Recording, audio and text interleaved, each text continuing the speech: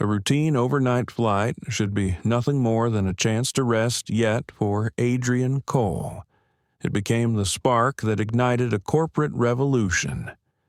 Picture this: a secluded first-class cabin bathed in soft amber light, plush leather seats, and the hum of engines as a single demand for basic courtesy shatters the illusion of polite service.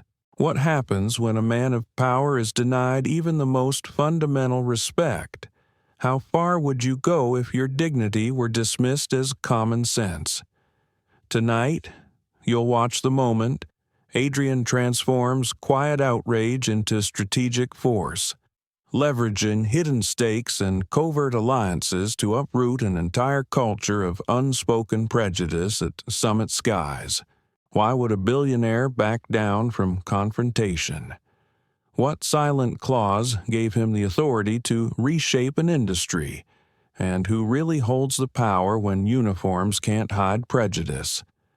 Stay tuned as we unravel the carefully orchestrated chess match between Adrian Cole and Flight Supervisor Victor Hayes, revealing the hidden machinery of corporate accountability and asking the question, will true change ever take flight? If you believe respect should never be negotiable, smash that like button, share this video, and hit subscribe. Then let's dive into this story of power, principle, and the cost of silence. The low hum of fluorescent lights ricocheted against the towering windows of Gate 52C, casting a pale glow over the near-empty concourse. Travelers, weighed down by suitcases and the fatigue of missed connections, trudged past in a sluggish stream. But Adrian Cole strode with a measured purpose, his gaze unwavering, his stride confident, towering at 6 feet with broad shoulders draped in a navy blue blazer and pristine white shirt. He cut an imposing silhouette, one that whispered of quiet authority rather than shouted ambition. He paused only long enough to verify the boarding display: Summit Skies Flight 330, departing 11:45 p.m., first class boarding. Now, allowing himself a curt nod, Adrian stepped forward. The boarding agent scanned his pass with a muted beep. Her eyes flickered to his name and lingered just a fraction too long. "Pleasant flight, Mr. Cole," she murmured, voice careful. He offered a polite half-smile. Respect was all he sought. Once inside the hushed sanctuary of first class, Adrian inhaled the gentle warmth of ambient lighting. Rows of cream leather seats, each cocooned behind privacy panels, beckoned. He claimed seat 1C beside the oval window, his preferred vantage point, tucked his leather briefcase overhead, and settled in. Beyond the thick pane of glass, runway lights blinked amid the mechanical ballet of ground crews. Inside, the only stir was the rustle of pages as Adrian retrieved his well-worn notebook. Fingers traced margin notes on merger evaluations and leadership memos, the product of countless nights burning the midnight oil. Tonight's flight wasn't a journey through the skies. It was a scheduled retreat into strategy. But even as he revisited his plans, a shift in atmosphere tugged his attention. Across the aisle, a uniformed man hovered, a slate-gray shirt, black epaulettes, a silver badge unmistakably marking him as flight supervisor. The man's posture was stiff, eyes darting between Adrian and the cabin with a weighty judgment. That man was Victor Hayes. What began as curious glances soon settled into scrutinizing stares. Victor methodically performed his duties, checking overhead bins, adjusting headrests, exchanging murmured instructions. Yet every few steps his gaze snapped back to Adrian. The tension was subtle but electric, like a current beneath still waters. Moments later, the beverage cart rolled forward. Adrian watched as Victor paused at each passenger, offering menus with a mechanical smile, until he arrived opposite seat 1C. There. His manner shifted an imperceptible hesitation. A glance from the seat number to Adrian's calm expression, then onward without a word. No offer of water, no menu, only a cold omission of courtesy. Adrian closed his notebook and spoke softly. "Excuse me?" Startled, Victor turned. "Yes, I'll have sparkling water, please." Victor's stiff shoulders twitched. "We're prioritizing service for those who requested first. I'll circle back," a polite rebuff. But to Adrian, it was confirmation this was no oversight. He offered a single nod. His calm exterior masked a rising clarity this night was destined to reveal deeper truths about respect and perception.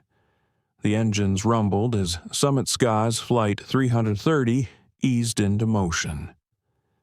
As the cabin leveled at cruising altitude, Adrian unbuckled and rose. He carried his small notebook with him, slipping past seat 1A toward the front lavatory near the cockpit. The moment his polished shoes crossed the plush carpet, a voice halted him. "Restrooms are for coach passengers in the back," said Victor, stepping into his path with arm outstretched, tone clipped. Adrian paused, gaze steady. "I'm in first class, seat 1C. Victor narrowed his eyes, lips curling into a smirk. "Let me see your boarding pass." Silence fell. Passengers pretended to look away, but their heads tilted in unison. Adrian allowed himself a graceful pivot, returned to his seat, retrieved the pass, and handed it over. Victor inspected it with theatrical care before nodding curtly. "All right," he said, "but we prefer you use the rear facilities anyway." Adrian accepted the pass, expression unreadable. Understood. He returned to his seat, closed his notebook, and folded his hands in his lap. Inside that quiet moment, a cascade of calculations took shape. Adrian Cole, veteran of boardrooms, tactician of quiet influence, recognized a different battleground unfolding. Victor Hayes believed he wielded authority like armor, but Adrian saw cracks waiting to be pried wide. He retrieved his phone, connected securely to the onboard network reserved for executive communications, and tapped out a brief directive: priority. Activate review of Summit Sky's staffing conduct. Full assessment immediate. Within seconds, a response pinged back. Command acknowledged. The cabin lights dimmed to a soft amber. Glasses clinked behind the galley curtain. The muffled drone of conversation resumed, but inside Adrian's mind, a plan was crystallizing. He studied Victor through the window next to him, still dispensing drinks with a forced cheer, oblivious to the stakes he had inadvertently set. This wasn't simply about a restroom. It was a window into an institution's tolerance for micro-slights and unspoken biases. Over the next half hour, encrypted channels buzzed behind the scenes. Talent reviews, passenger complaints, disciplinary notes all fed into an algorithm tracing patterns. Summit Sky's personnel flagged under profiling, unprofessional conduct, and escalation. Victor Hayes appeared repeatedly. When the descent into Avalon International Airport drew near, Adrian closed his eyes briefly. Inaction was complicity. His silent resume included silent acquisitions, proxy votes, and clauses that granted him oversight when brand risk thresholds were breached. The threshold had just been crossed. As the cabin final descent began, he drafted a concise memorandum to the Summit Skies Board Subject Leadership Conduct Breach. Flight 330 Incident Summary. inexcusable service omission and discriminatory conduct by Flight Supervisor Victor Hayes constitutes brand and legal liability. Recommend immediate leadership review and structural reform under Clause 9b-7. With a single swipe, he transmitted it. Moments later, the pilot's voice crackled overhead. "Ladies and gentlemen, welcome to Avalon International. We'll taxi to a remote gate for debriefing instructions." Passengers exchanged puzzled glances. Victor Hayes froze mid-pour, eyes flicking toward Adrian, who simply watched him with the same calm intensity that had carried him through countless boardroom storms. In the quiet that followed, Adrian Cole leaned back, eyes on the aisle, mind already moving to the next phase of resolution. The quiet click of Adrian Cole's cufflink echoed in the hushed cabin as he slid into seat 1C once more. His composure was absolute, shoulders relaxed, spine straight, but inside, a subtle storm raged. When Victor Hayes finally relinquished the boarding pass with a clipped suggestion to use the back facilities, Adrian accepted it with a measured nod. "Understood," he intoned, voice soft yet unyielding. He closed his leather-bound notebook and folded his hands across his lap. Around him, first-class passengers resumed their routines, tablet screens glowed, novels were opened, champagne glasses chimed, but Adrian's mind had shifted from observation to calculation.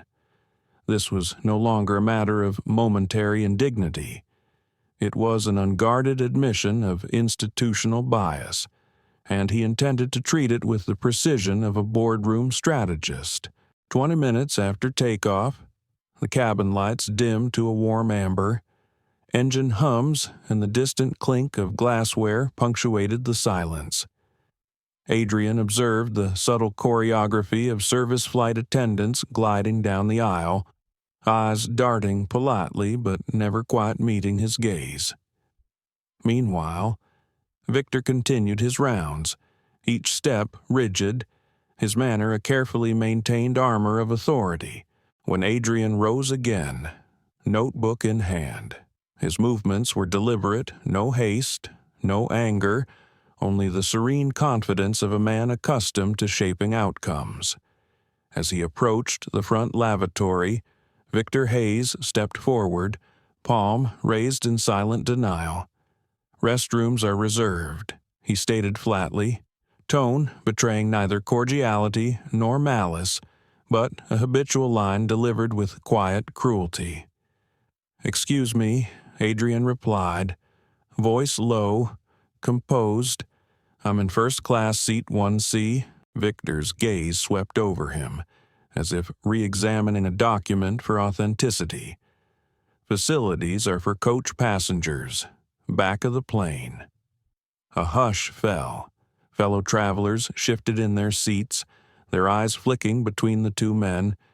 Adrian paused, head tilted, fists unclenching. He turned and retrieved his boarding pass, handing it over again with unshakable calm. Victor scanned it with exaggerated care, then shrugged. "Fine, but back facilities preferred. We've had issues." The curt dismissal landed harder than the initial refusal. As Adrian returned to 1C, he didn't respond. On the surface, he appeared a model of restraint. Beneath, he recognized a deeper fracture in Summit Sky's culture, an unspoken tolerance of microaggressions that chipped away at dignity. Sliding back into his seat, Adrian scrutinized Victor Hayes through the aisle's soft lighting. The supervisor returned to his assignments. Oblivious to the silent exchange that had taken place, Adrian watched him organize glasses behind the galley curtain. The motion precise, practiced, but it could not erase the pattern of neglect. Reaching into his breast pocket, Adrian withdrew his phone. He connected to the secured executive network and tapped a succinct directive: Priority Initiate Full Conduct Review, Flight 330. Supervisor Victor Hayes. His message disappeared into encrypted channels. Within moments, the hum of data processing would begin passenger feedback, service logs, personnel records all compiled to track patterns of discriminatory behavior. Adrian leaned back, folding his notebook shut with a soft thud.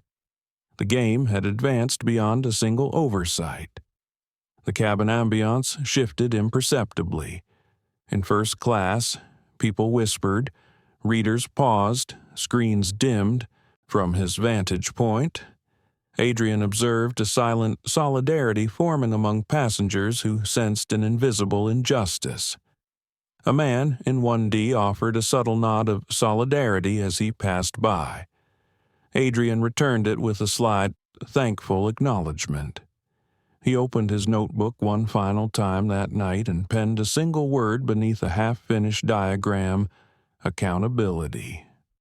It shimmered as the ink dried the legacy of discipline passed down through his father's fountain pen. The cabin lights blinked once, the seatbelt sign faded, and the quiet storm inside Adrian Cole resolved into determination. Tonight, Summit Skies. Flight 330 had revealed its true values, and Adrian was poised to ensure they matched the promises printed on its brochures. The alert on Adrian Cole's secure line had barely drifted across the Atlantic's darkness before it pinged on Simon Clark's phone. At that moment, Simon was stepping out of the Harbor Bistro in downtown Seabright, the remnants of a late dinner lingering on his taste buds. The city's neon glow cut through the night as he felt the vibration in his jacket pocket. He paused, glanced down at the screen, and his brow furrowed. No preamble, no pleasantries, just an encrypted directive. Priority 4C immediate covert action required onboard Summit Skies Flight 330. Without hesitation, Simon Clark ducked into the shadowed doorway of a nearby alley. He thumbed open a secondary, untraceable device, one tied to no carrier, unlocked only by his biometrics. Within seconds, a secure interface blossomed across the screen, granting him access to Summit Sky's deepest personnel archives. There was no need for explanation. The code spoke volumes. Adrian Cole was mid-incident, and only Simon moved fast enough to stay ahead. Back in the soft amber glow of first class, Adrian did not look at his phone again. He trusted Simon to orchestrate the behind-the-scenes response. Instead, Adrian retrieved his leather-bound notebook, flipping to the page marked Shareholder Risk Scenarios. Beneath hastily drawn lines and bullet points, he inscribed a single word in bold capital: Summit. That word carried more power tonight than any ledger entry. Across the aisle, Victor Hayes paused, eyes glinting with smug satisfaction as he plotted a pour of champagne for the couple in seats 1A and 1B. His calculated omission of Adrian's row was designed to assert control, but unbeknownst to him, the true leverage had already shifted. Meanwhile, Simon Clark's hidden command center roared to life. Data streams unfurled passenger complaints flagged under profiling, incident logs tagged unprofessional conduct, confidential performance evaluations. Automated algorithms sorted through hundreds of cabin crew records, cross-referencing names and dates. Victor Hayes surfaced repeatedly 4 entries within the last 7 months, each closed quietly, without external oversight. That pattern, once buried, was now marked for escalation. A secure ping flashed back to Adrian: preliminary pattern confirmed. Escalation matrix forming. Continue logging observations. At that moment, Adrian felt the subtle easing of tension. He did not smirk. He did not celebrate. He simply closed his notebook, the ritualistic thud marking a shift from observation to orchestration. Victor Hayes resumed his duties, unaware that the machinery of accountability was already whirring outside the cabin's walls. Hidden in Adrian's portfolio lay an unpublicized clause through proxy holdings in Summit Skies. He controlled 22% of its stock enough to trigger intervention if conduct metrics crossed a defined threshold. That threshold had just been breached. His power was invisible, until now. As the flight drifted eastward, the pilot's calm voice crackled overhead, "Ladies and gentlemen, we'll begin our descent into Avalon International in approximately 1 hour. Please fasten seatbelts if you plan to rest." The cabin lights dimmed further. Passengers settled into a quiet lull, but Adrian's gaze remained fixed on the aisle. The polished cart rattled softly behind Victor Hayes, who moved with his usual mechanical precision. When Victor lingered at Adrian's row to serve the gentleman in 1D, the older man offered a conspiratorial whisper. "They always assume, don't they?" His voice bore the weight of countless similar slides. Adrian inclined his head in silent agreement. It still wasn't time to speak. A short way down, Victor wheeled the cart into the galley. There, Liam Wells, a new attendant of barely 6 months, hovered uncertainly. His crisp uniform still felt stiff on his shoulders. Summoning courage, Liam ventured, "Excuse me, Victor, why didn't you let the gentleman in 1C use the front restroom?" Victor's jaw tightened. "Because I don't like surprises," he said with a thin smile. Surprises, Liam echoed, brow furrowed. But he checked the manifest. "He's in first class." Victor chuckled without warmth. "Maybe. Doesn't mean he belongs there." Silence fell, thick and uncomfortable. Liam's face drained of color. "You think that's policy?" he whispered. Victor shrugged, tossing a stirrer into the trash. "Common sense." Back in his seat, Adrian Cole watched with impassive precision. The exchange, captured by hidden business-class cameras, now fed into Simon Clark's digital matrix. Every whispered doubt, every tremor of conscience in Liam was data fuel for the coming reckoning. He allowed the cabin's soft symphony of engines and muted chatter to wash over him. In that collected calm, Adrian affirmed the silent promise etched in his notebook: accountability would not be optional. It would be meticulous, unstoppable, and final. The soft chime of the seatbelt sign echoed through the cabin, mingling with the low rumble of engines, as Adrian Cole watched Victor Hayes vanish into the galley. The aroma of heated entrees drifted through the air. In the half-gloom, Liam Wells lingered, uncertainty etched across his young face. "I think it's common sense." Victor had snapped when challenged an answer that settled like concrete in Liam's gut. Unbeknownst to them all, far above the cabin's hush, Captain Reynolds sat alone in the cockpit, silhouette outlined by the glow of the instrument panel. His fingers tapped the console twice, confirming the terse text displayed on his screen: "Hold current position upon landing. Await priority debriefing. Do not deplane without clearance." "Odd," he muttered under his breath. His co-pilot, First Officer Parker, leaned forward, brow arching. "What is it?" Captain Reynolds reread the directive, then keyed the radio controls. Summit Skies 330 requesting landing protocol clarification. Static crackled before the control tower's voice returned. "Proceed to Gate Executive 3. Do not deplane. Await ground instructions." Executive 3, Parker repeated. "That's the corporate tarmac." Reynolds' jaw set. "Exactly. back in first class?" Adrian felt the subtle drop in attitude as the captain adjusted their approach. He reached for his phone, eyes flicking to the blinking notification from Simon Clark Directive acknowledged. Position control established. Proceed to stage 2.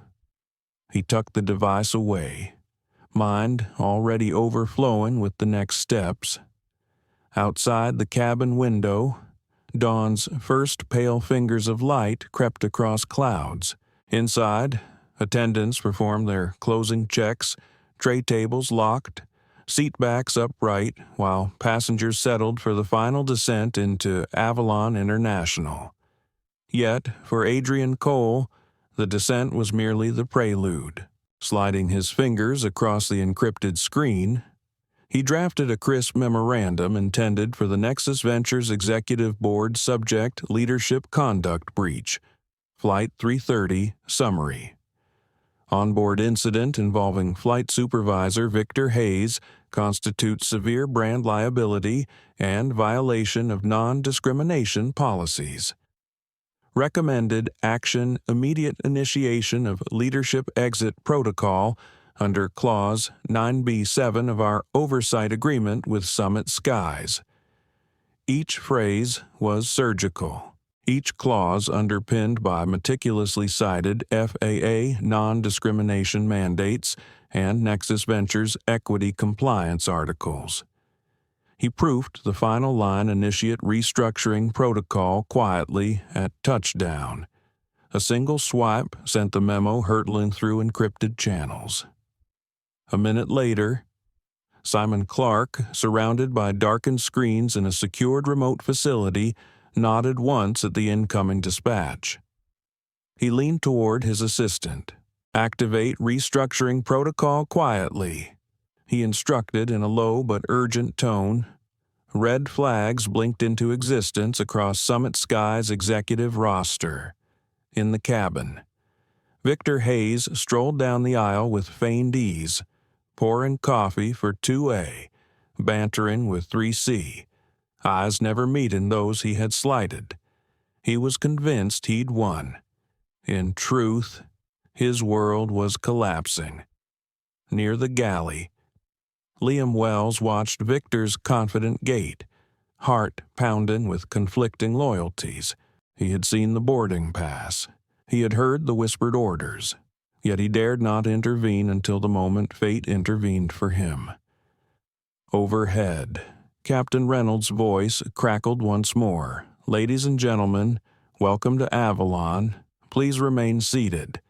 We will taxi to a remote gate for post-flight procedures." A hush settled as passengers exchanged puzzled looks. Victor Hayes froze mid-step, coffee pot in hand. At that moment, the silent machinery set in motion by Adrian Cole and Simon Clark converged. The captain's landing at the executive tarmac was no accident. It was the first move in a corporate coup. Adrian closed his eyes briefly, savoring the stillness before the storm. The flight's true mission was only beginning. The slow, deliberate descent of Summit Skies. Flight 330 felt like the closing act of a long drama outside the oval window. Runway lights flickered closer, each beam of white illuminating the curve of the wing before fading into darkness. Inside, the cabin was hushed, an atmosphere thick with tension that only a handful of passengers fully understood. Victor Hayes hovered by the galley, polishing glasses with the same hollow smile he'd worn all night, convinced the worst was behind him. But for Adrian Cole, the balance had already tipped. As the wheels kissed the tarmac, the pilot's voice crackled through the intercom. "Ladies and gentlemen, welcome to Avalon International. We will taxi to an alternate gate. Please remain seated until further notice." The phrase "alternate gate" might have sounded mundane to most, but Adrian felt the significance in every syllable. He straightened in his seat, dark charcoal blazer smoothing over his shoulders, and allowed his gaze to drift over the cabin one final time. The warm glow of overhead lights cast soft shadows on the faces of fellow travelers. The tired businessman scrolling through reports, the young couple exchanging a whispered laugh, the elderly woman gripping her handbag with silent anxiety. None of them knew the hidden drama playing out just beyond their view. From his pocket, Adrian retrieved his leather-bound notebook. The page he opened bore a flow diagram of corporate hierarchies, pressure points evaluated, exit paths sketched in precise lines. He ran a fingertip along the curve of ink that connected Victor Hayes's name to a red-flagged note, repeat incidents, escalation recommended. Below it, protocols for proxy votes and board intervention sat ready, the product of months of quiet preparation. Tonight, everything had aligned. Behind him, Victor Hayes stepped forward, juggling a coffee pot and a stack of menus. His posture was rigid, an armor of false confidence, and he offered a curt nod to the passenger in seat 2A before turning to Adrian. For a moment, his gaze flickered toward Adrian's seat, then slid away as though acknowledging a challenge he dared not vocalize. Adrian closed his notebook with a soft thud. The action was imperceptible to everyone but himself, a final punctuation on the chapter that was ending. He tucked the notebook under his arm and reached for his phone, fingers poised above the screen. A secure message flashed, a single line from Simon Clark Remote Gate. Confirmed. Extraction in place. He pocketed the device and inhaled deeply. Calm, he reminded himself. Principle, not vengeance. His fingertips brushed the leather of his duffel resting overhead, where his notebook and device lay ready for departure. The moment would come soon. The engine's purr softened as the jet navigated away from the main terminal and toward a secluded section of tarmac, hidden behind chain-link fences and dim floodlights. The co-pilot's voice, tentative over the intercom, confirmed the odd path. Yes, Captain Reynolds. This is corporate exec tarmac. No press, no public. His tone carried a hint of unease. In the galley, Liam Wells watched Victor Hayes with growing conflict. The young attendant's face still paled at the memory of Victor's dismissal of Adrian. He repressed the urge to intervene, not out of fear, but from an instinct to let the system run its course. Liam had joined Summit Skies only months ago, but already he sensed the layers of unspoken protocol that governed life in the skyscape. That night, however, something had shifted irreversibly. Moments later, a low hum of tires on asphalt heralded the plane's arrival at Gate Executive 3, an unmarked auxiliary stand tucked behind cargo bays. The cabin door swung open, letting in a rush of cool night air and the rumble of a black sedan idling just beyond the stairs, flanked by two nondescript security SUVs. The synchronized arrival of vehicles spelled one thing: this was no routine debriefing. A sudden beep crackled through the cabin speakers, and flight attendants exchanged swift glances. The lead stewardess smoothed her uniform and pressed a discreet button on her earpiece. Whispered words fluttered between her and Captain Reynolds at the cockpit door. The stewardess's face went pale. Liam noted how even the creases in her expression tightened with tension. Victor Hayes straightened, sensing the shift but unsure what it signified. He remained near the front, checking his phone as though waiting for a late text. At last, a soft click resounded behind him, the cabin door creaked, and all eyes turned toward the entrance. Through the doorway stepped Derek Lane, a man in a tailored gray suit whose presence commanded immediate, hushed attention, clipboard in hand, ID badge clipped to his lapel. Derek advanced with measured steps. His calm, authoritative voice rang clear. "Flight Supervisor Victor Hayes," he said, pausing to let the name settle. "Please step forward." For a heartbeat. Victor Hayes froze mid-pour of a juice cup. His eyes darted to the passengers, mouths half open in surprise, then settled back on the suited official. "Excuse me," he stammered, voice wavering between confusion and indignation. Derek Lane offered no apology. "This is a formal request. Gather your belongings and come with me." His tone was polite, almost empathetic, yet absolute. Passengers tilted in their seats, craning necks to witness the scene they could only half comprehend. A murmur rippled through row 3. "Is that the man who denied him the restroom? They're arresting him." Adrian observed the subtle shifts in expression, fear, curiosity, vindication, and felt a faint, almost imperceptible relief wash over him, without a hint of celebration. Adrian rose, smoothing the lapels of his blazer. From his vantage in 1C, he watched Victor gather his clipboard and fidget with his uniform cuffs, once the symbol of his small dominion. Now, a noose tightening around his career. In the cockpit doorway, Captain Reynolds crossed his arms, watching the exchange with quiet satisfaction. "They didn't brief me either," he whispered to First Officer Parker. "Just told us to hold position." His voice carried a knowing edge. The pilot, too, was a pawn in this unfolding drama.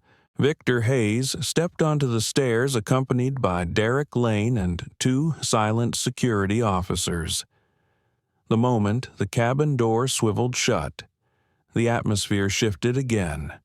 A spasmodic hush gave way to a charged silence, the kind that hums beneath the veneer of normality when something extraordinary occurs.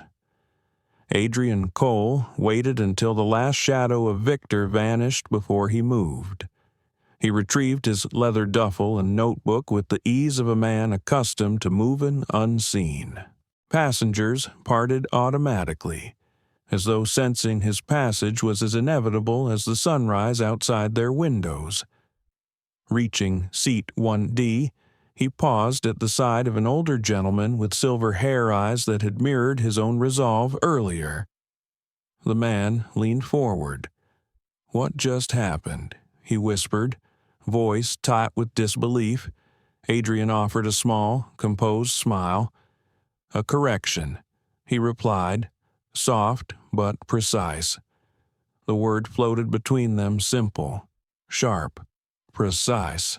Continuing down the aisle, Adrian noted the reactions of flight attendants, some relieved, some uncertain. All changed. Liam Wells met his gaze for a brief moment, a flicker of relief and admiration in his eyes. Adrian inclined his head in acknowledgement, but said nothing more.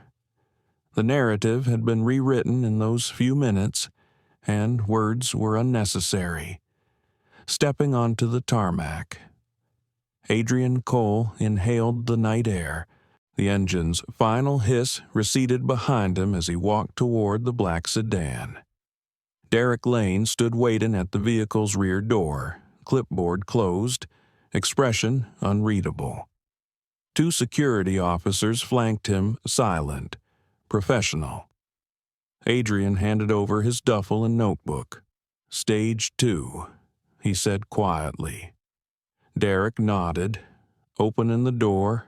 "Proceed," he intoned. As the sedan's door shut, sealing them away from the flickering lights of Avalon International, Adrian allowed himself a brief moment of reflection. The invisible storm he had smelled in the cabin had materialized with ruthless efficiency. No anger, no vengeance, only principle. A system that quietly devalued dignity had been forced to confront its rot. Behind them, the auxiliary gate lights dimmed. Inside the cabin, Whispers churned into conversations as passengers parsed what they'd witnessed. On board, protocols had changed forever, and at the helm of it all was a man who understood that true power is invisible until it leaves its mark.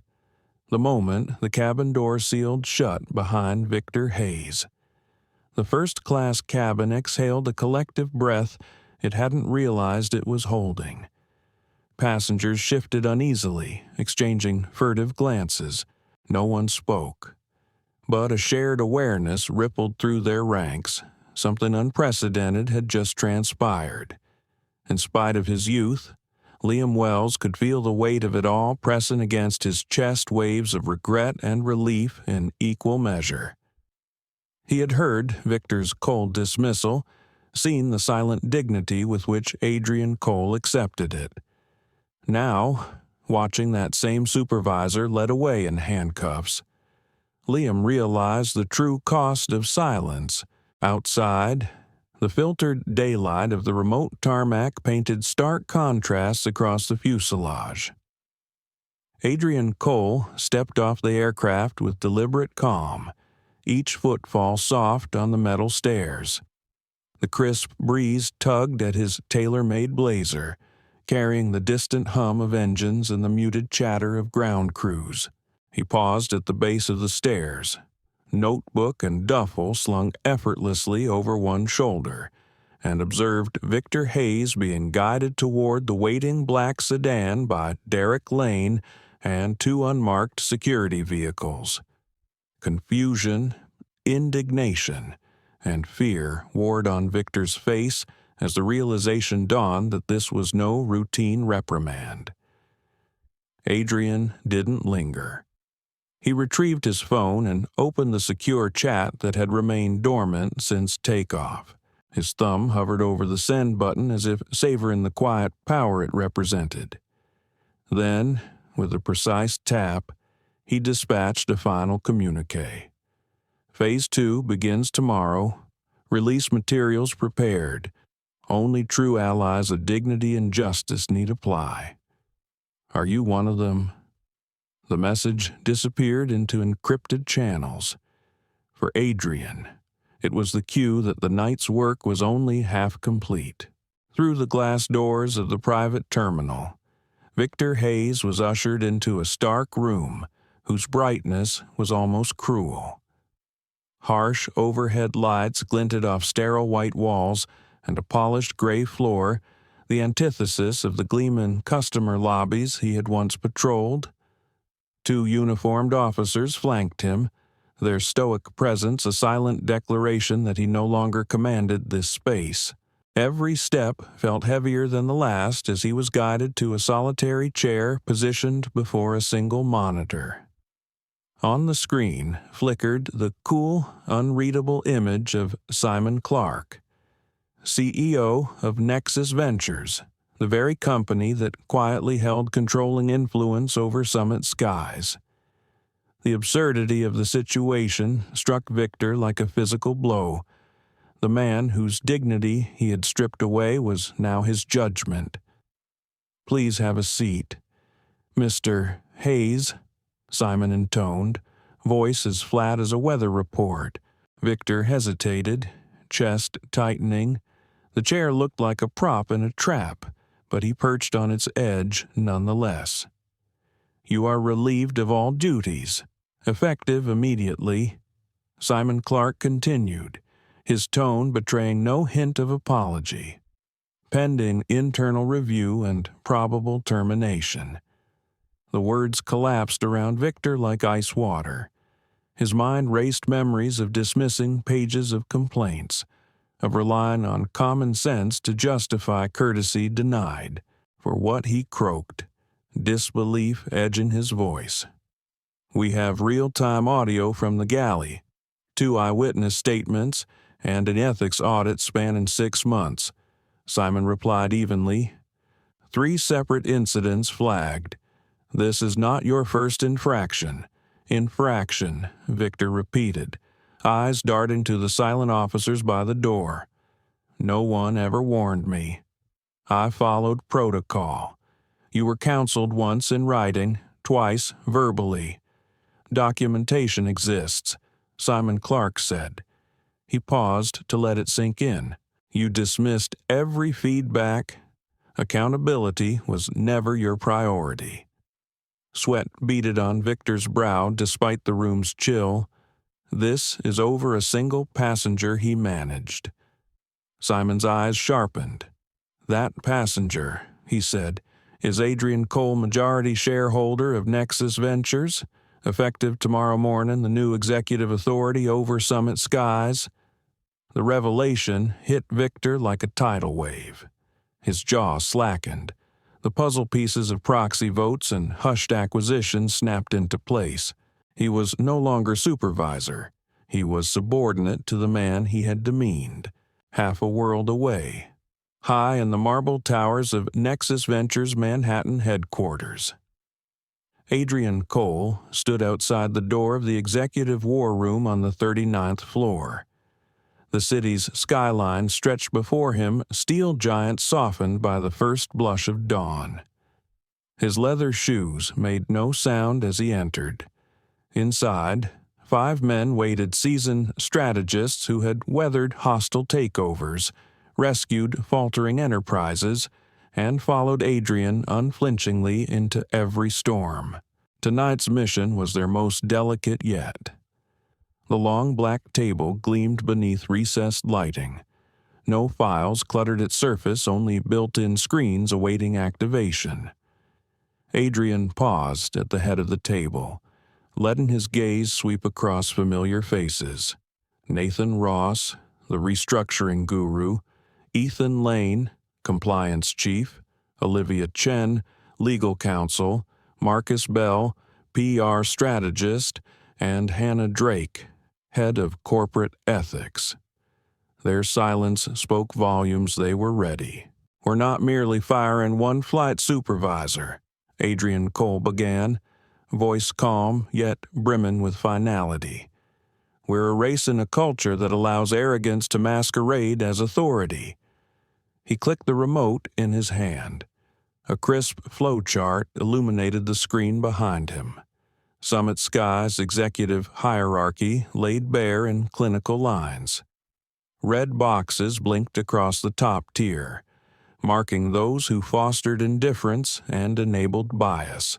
These 5, he tapped each red-lit name in turn, are the architects of the problem. They built walls that allowed microaggressions to become policy.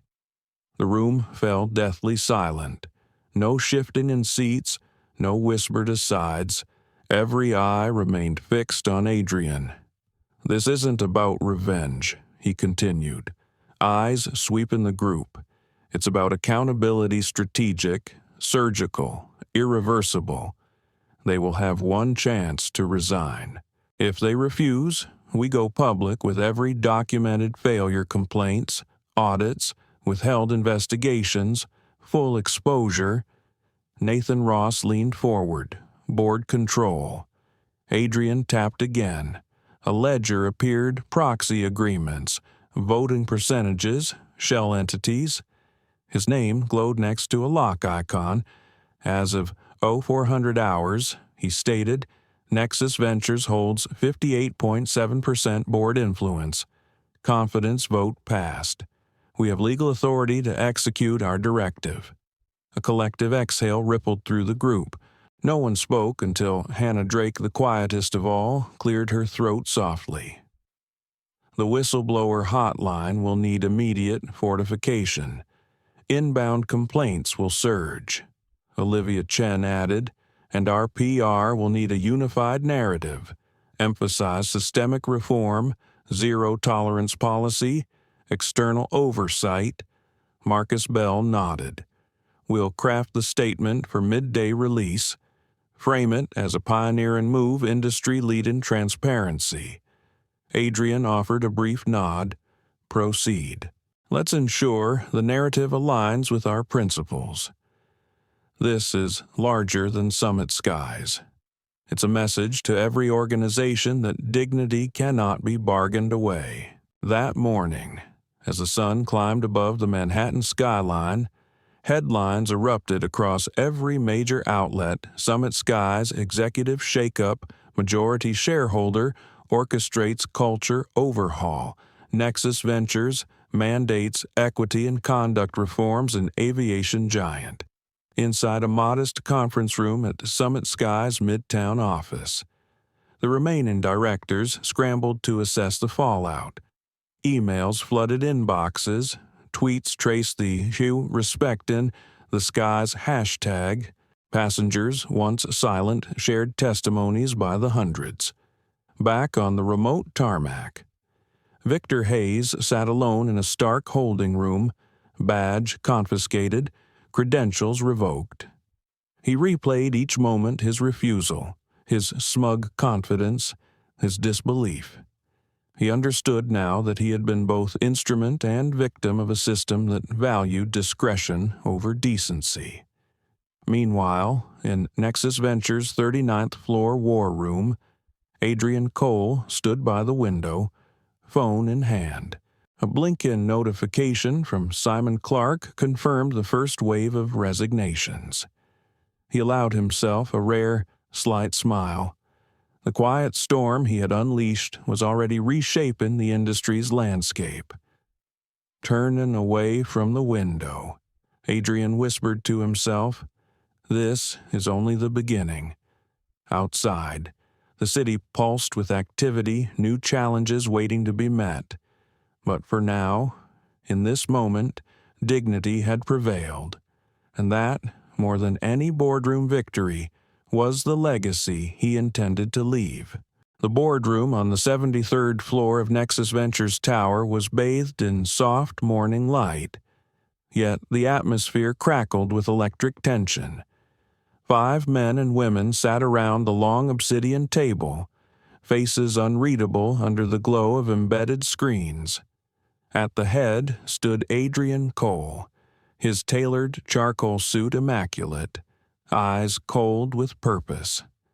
Behind him, the wall-sized display flickered to life, charting the executive hierarchy of Summit Skies in stark, clinical lines. Victor Hayes was merely the symptom. Adrian began, voice even yet resonant with authority. "This is a disease." He paused, letting the weight of the words settle. "I want no emotional reactions, no revenge narratives. This is structure. This is precision." He clicked the remote. The chart shifted to highlight 5 red boxes, names of the executives who had allowed arrogance to become policy. The first name was Garrett Palmer, followed by 4 others whose complacency had reinforced a culture of microaggressions. They each get 1 chance to resign. Adrian continued, "If they decline, we go public with everything. Every flagged incident, every ignored complaint, every manipulated report, no spin, no legal shield, full exposure." A hush fell, broken only by the faint hum of the central air system and the soft clicking of a cufflink as Nathan Ross, the strategic officer who had once dissolved a corrupt tech subsidiary in 72 hours, leaned toward Adrian. "Do we have board control already?" he asked, voice low and precise. Without turning, Adrian raised the remote once more. The screen shifted to a digital ledger displaying shareholder names, voting blocks, and percentages. His own name appeared next to a lock icon. Below it, green blocks indicated shell entities, proxy accounts, and silent partnerships. As of 30 minutes ago, Adrian explained, Simon Clark secured the proxy votes. Summit Sky's independent investors voted confidence in Nexus Ventures' leadership. We now hold 58.7% of board influence. A collective exhale rippled through the room. No one spoke. No one needed to. Finally, Adrian turned, sliding into his chair with deliberate calm. Through the glass wall, The Manhattan skyline beckoned a reminder that decisions here resonated far beyond these polished floors. Outside, the city was already stirring. Headlines exploded across every network major executive shakeup at Summit Sky's overnight resignations rock aviation industry. Whistleblower audit underway in his corner office. Muted television screens reflected off the dark wood desk. Adrian watched the coverage without flinching, anchors speculating, analysts debating, none aware of the full story brewing beneath their feet. A soft knock broke his concentration. "Come in," he called. Simon Clark entered, tie loosened, laptop under his arm. The lines around his eyes betrayed exhaustion. "They're starting to crack," he reported. "3 of the 5 have accepted severance packages and signed NDAs. They're gone. The others are resisting. Garrett Palmer even tried to leak an email to the press." Adrian raised an eyebrow. What did he draft? Simon tapped a key. A misbegotten email populated the screen. Defensive rhetoric, half-quoted policy excerpts, and a thinly veiled argument that first-class behavior should be reserved for first-class passengers. "Delete it," Adrian instructed, voice cool. "Then forward it to our internal review team. It confirms everything." Simon gave a tight smile. "Already handled, and our legal team is ready if he resurfaces." Meanwhile, Victor Hayes sat alone in a sterile hotel room near the auxiliary tarmac. Beige walls, buzzing mini-fridge, and the worst cup of instant coffee he'd ever tasted offered no comfort. His flight credentials were suspended, badge revoked, and every beat of his heart thudded with dread. He fumbled for his phone and dialed Summit Sky's HR hotline, only to be met with an automated message. "Your employment status is under internal review. A representative will contact you shortly. Do not attempt to report for duty." He slammed the handset down, pacing the cramped space. "This is insane," he muttered, voice cracking.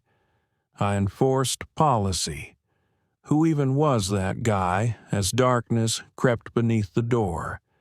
Victor felt something unfamiliar, fear. Back at Nexus Ventures, Adrian Cole stood before another digital display, this one mapping the newly drafted audit procedures. Employee handbooks, training modules, HR logs, all under external review by a third-party oversight board. A red icon pulsed beside Victor Hayes' name, suspended without pay. Regulatory notification sent. The city beyond the windows was a cold, gray grid of steel and shadows. But inside the boardroom on the 73rd floor, a different kind of storm brewed, one of accountability and systemic overhaul. Cameras, perched on tripods, were lined up, ready to broadcast tomorrow's press conference to a hand-picked cadre of media. No flashy logos, no grandstanding, just Adrian Cole standing at a sleek black podium, prepared to redefine what leadership and responsibility looked like in the modern era. He turned away from the screens and faced Nathan Ross, Olivia Chen, Marcus Bell, Ethan Lane, and Hannah Drake. Their faces were solemn but resolute. "This is more than a shakeup," Adrian said softly. "It's a declaration dignity is non-negotiable. Our industry will remember what happened here." He gave a final nod. Tomorrow, the world would listen. The conference center on the 41st floor of Nexus Ventures Tower was hushed as the oversized clock above the frosted glass entrance clicked to 9:00 a.m. Reporters settled into sleek black chairs, camera lenses poised, notepads at the ready. The only ornamentation was a solitary podium bearing a nameplate, Adrian Cole. No logos, no banners, just the promise of something consequential. Adrian entered evenly measured steps, shoulders squared but relaxed.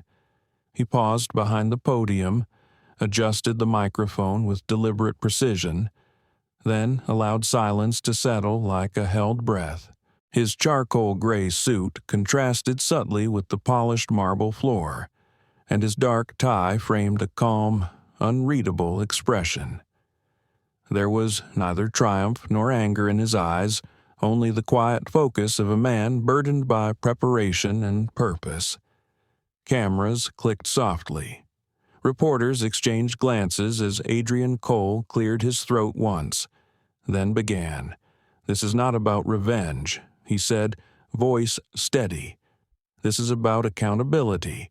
He paused, scanning the rows of faces, some scribbling, others filming. All hung on his words.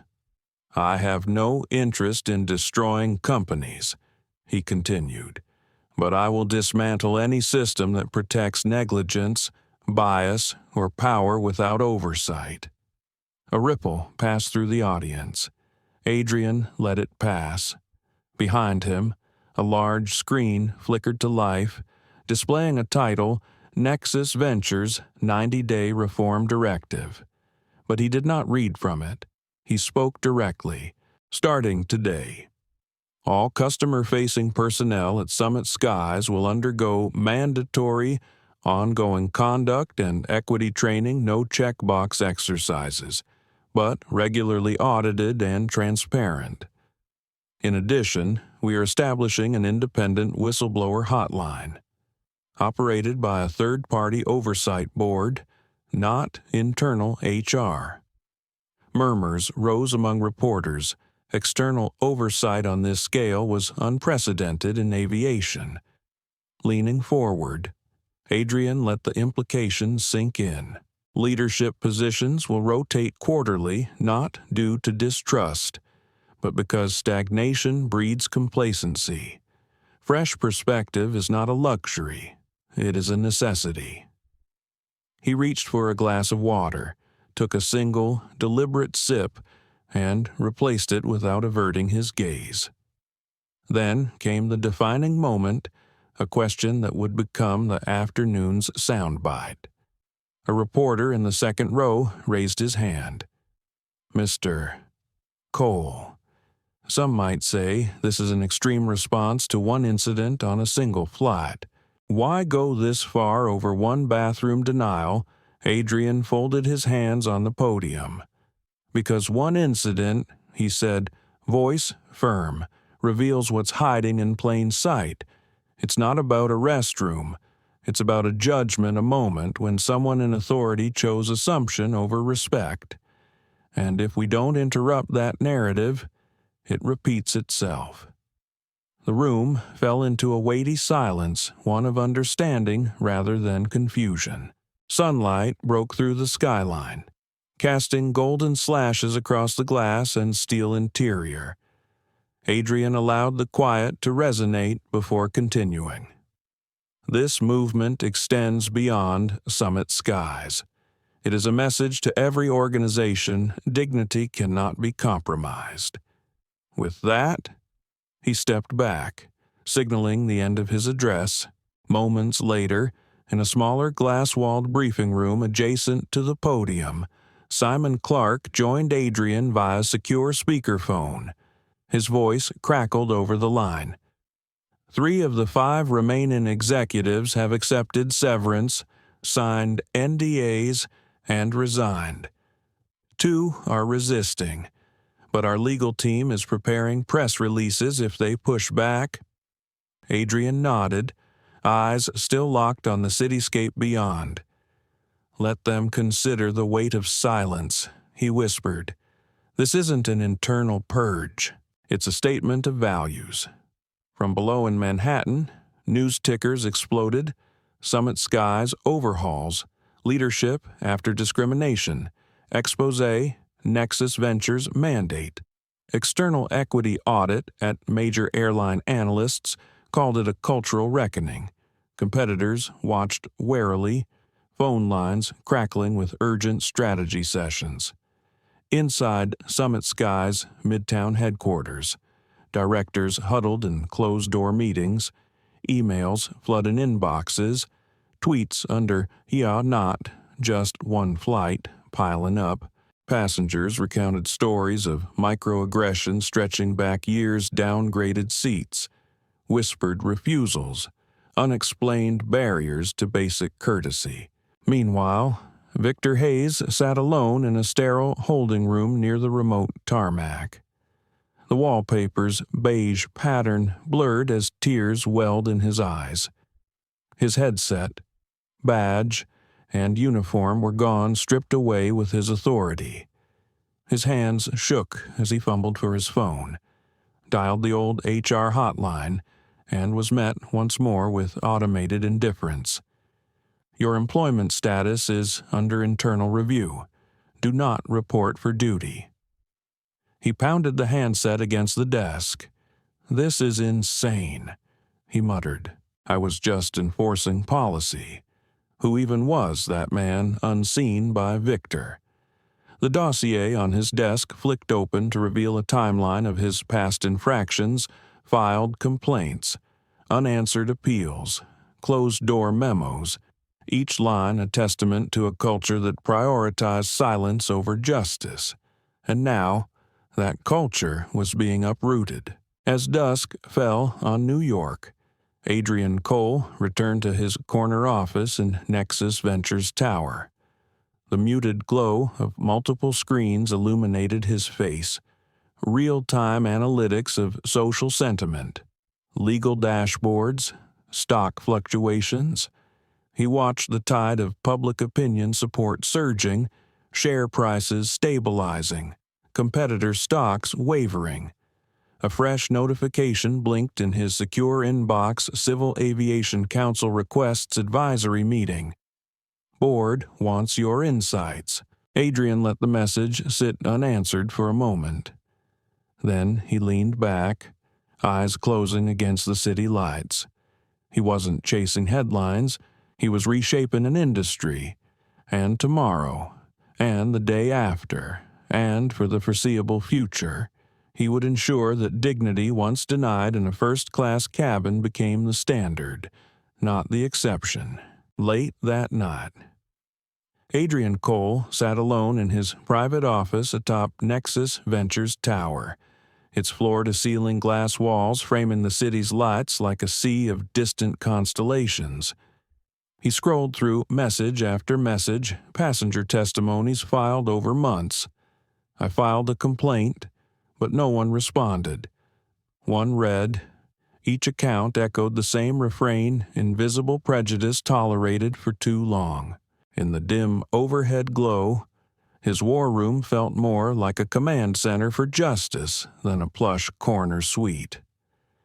He leaned back in the leather chair, jaw tightening as story after story unfolded on the screen. This wasn't merely about Victor Hayes any longer. It was systemic, a culture embedded deep within Summit Sky's framework. That realization crystallized his decision the next morning. He would speak not just as a shareholder, but as a voice for every silenced passenger. The press room was stark. No banners, no airline logos, just a sleek podium bearing a modest nameplate, Adrian Cole. A row of microphones awaited, sentinel-like. Cameras clicked as he stepped forward, shoulders squared and posture resolute. He offered no smile, only clarity. "This is not about revenge," he began, voice measured yet firm. Reporters leaned in. "This is about accountability. I have no interest in destroying companies. But I will dismantle every system that protects racism, negligence, or unchecked power." He allowed a pregnant pause to settle.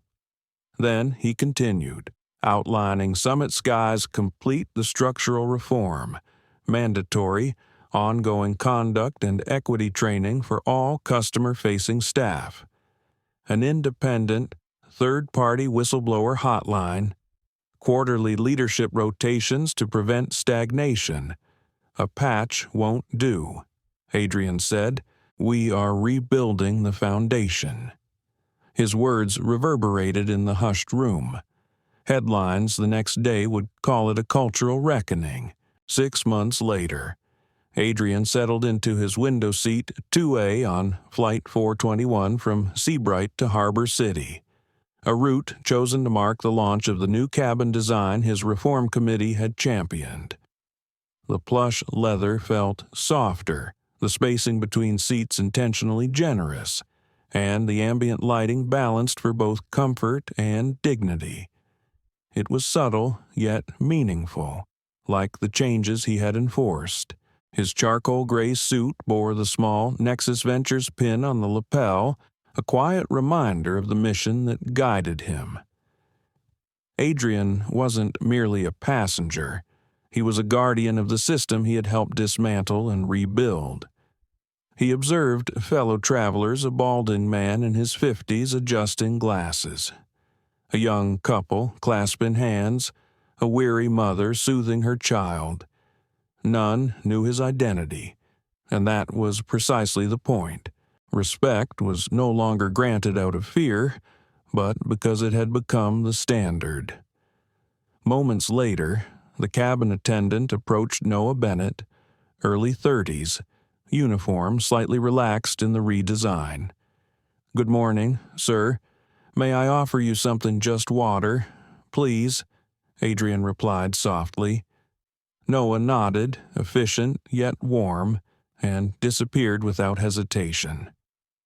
Adrian watched him glide down the aisle, noting the absence of second-guessing or undue scrutiny. Then he rose, intent on one final test. As he made his way to the front lavatory, a shadow emerged Noah Bennett again, stationed respectfully outside the door. He stepped aside with a courteous nod. "This one's yours, sir," Noah said, voice free of hesitation. No suspicion, no smirk, just simple professional courtesy. Adrian paused to absorb the moment. "Thank you," he said, tone almost reverent. Inside the restroom, he leaned against the counter, meeting his reflection. The man staring back had endured far more than he ever revealed. He had remained composed under disrespect, chosen silence when provoked not for weakness, but for strategy. He understood that power wielded recklessly could destroy rather than build. His mission had always been rebuilding, returning to 2A. Adrian settled back as the first hints of dawn crept across the clouds. Warm, golden rays brushed the cabin, an apt metaphor for a new era. A small voice behind him interrupted the quiet dad. "That's him, isn't it?" He didn't turn. Instead, he allowed the whisper of awe to spread. The story, once confined to a single flight, had grown into a movement. Real change, he knew, was not about recognition. It was earned in moments of simple, unguarded respect, moments that would now ripple across every cabin, every aisle, every heart. And so, Adrian Cole sat, eyes closed against the sunrise, breathing in the promise of a new day. Adrian Cole remained seated as the soft murmur of passengers drifted through the cabin. He did not turn when a boy in a seat behind him whispered, "Dad, that's him, isn't it, the one who changed everything?" He didn't need to. That small acknowledgement filled the space between his chest and throat with quiet pride.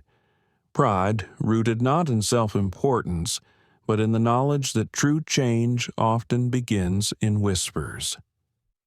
He closed his eyes against the glare of morning sunlight pooling on the aisle carpet. For a moment, he reflected on the long nights that had led here drafting airtight memoranda, coordinating with Simon Clark, debating legal precedents, wrestling with the question of whether his influence was worth wielding. He had never sought the spotlight or the mantle of a public figure. His mission had been singular, to ensure that no one's dignity could be weaponized, even in the most commonplace interactions. As the sun climbed above the clouds, its golden rays warmed the cabin. Adrian inhaled slowly, centering himself.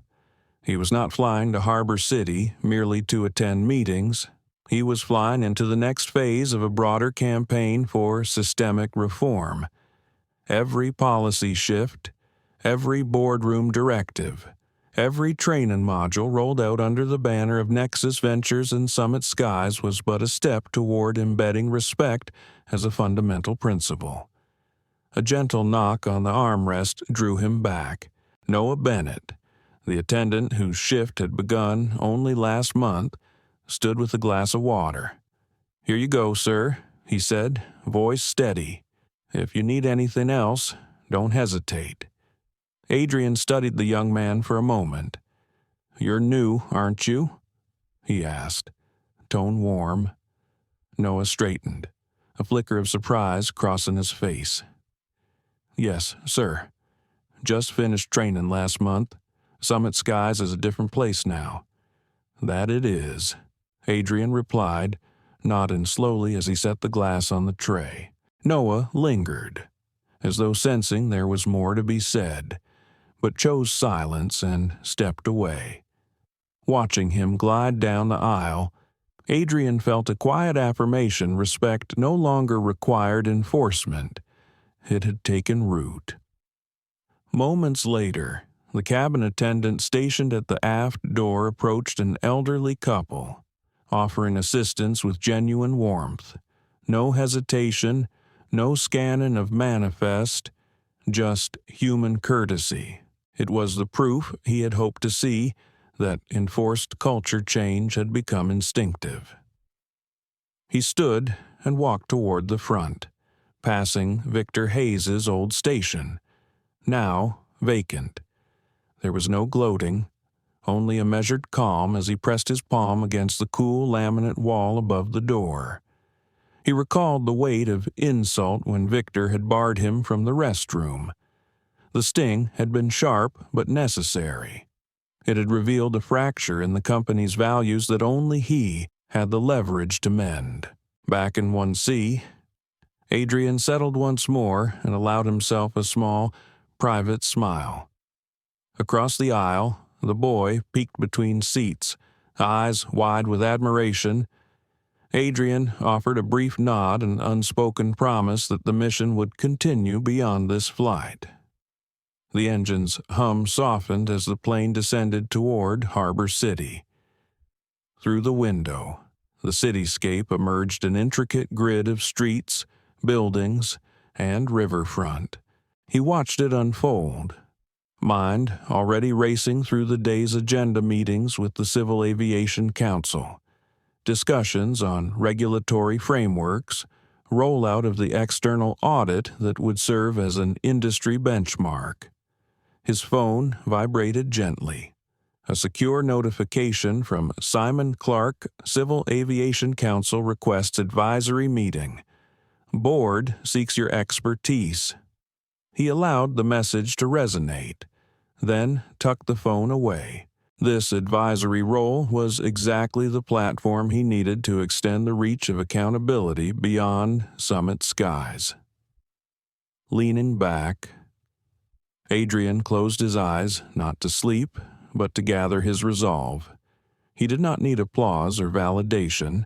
The silent emergence of respect among crew and passengers alike was its own reward.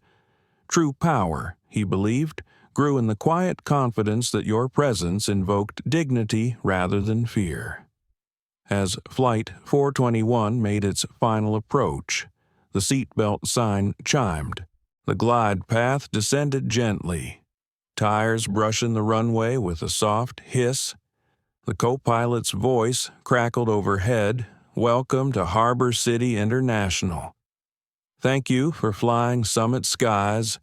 Adrian Cole, the quiet architect of a cultural renaissance, opened his eyes to the city below. His journey was far from over, but the blueprint was clear. Identify fractures, apply pressure with precision, and rebuild foundations stronger than before.